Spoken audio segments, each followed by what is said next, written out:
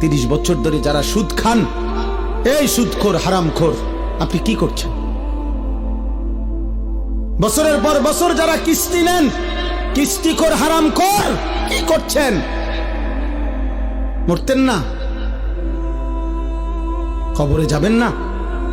তোমরা যারা এক ওয়াক্ত নামাজ পড়ো নাই বাবা, এই আব্বা, আজকের সারা দিন যারা এক ওয়াক্ত নামাজ পড়লা না, আবার রাত ভর যারা নারী ছবি উলঙ্গ দৃশ্য দেখো, তো প্রতিবার নর্তকী দেখলে, হারাম ছবি দেখলে বীর্যপাত হয়, শরীর নাফাক হয়। আর আল্লাহর নবী বলছে, চোখ দিয়া হারাম ছবি দেখলেও জিনা, দিল দিয়া ভাবলেও জিনা, আর নিজের হাত লজ্জাস্থানে ব্যবহার করে নাপাক নষ্ট করলে তাও জিনা। আর আল্লাহর নবী বলছে, এই জিনাকার, এই ব্যভিচারী, মালউন, অভিশপ্ত। নবীজি বলছে, যে জিনা করে সে মুমিন থাকে না। লা ইয়াজনি জানি হিনা ইয়াজনি ওয়া হুয়া মুমিন। সারাদিনে এক ওয়াক্ত নামাজও পড়লা না, রাতভর ছবি, নারী, অস্থি দৃশ্য দেখে শরীর নাপাক করে এই যে শুয়ে রইলা, যদি আর ঘুম না ভাঙে।